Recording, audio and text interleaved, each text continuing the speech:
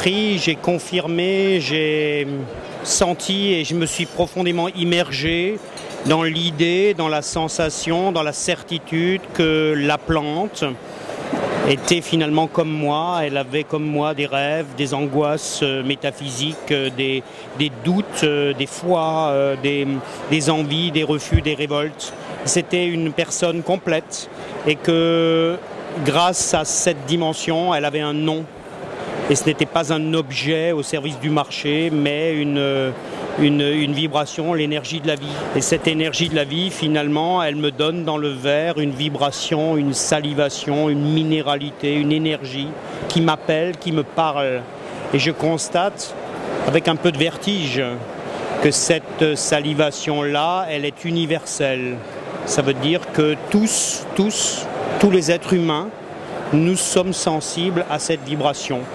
Nous sommes absolument différents sur la question de la vue, la question du goût et la question des arômes. Autrement dit, génétiquement, chacun de nous voit, sent et goûte un monde différent. Mais sur la question fondamentale de la salivation, nous sommes tous identiques. Donc quand je parle d'un vin, je parle beaucoup plus de la salivation qu'il me procure parce que je sais que tu as la même que des arômes que peut-être tu ne décris pas avec les mêmes mots que moi.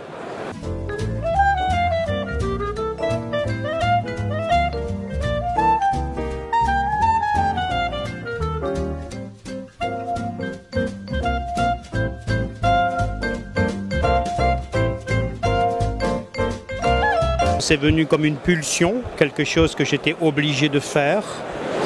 Si j'avais su toute la somme d'emmerdement que ça me procurerait, je l'aurais évidemment pas fait. Mais j'étais obligé, ma vigne m'obligeait à aller vers plus de complexité, avec plus de respect aussi.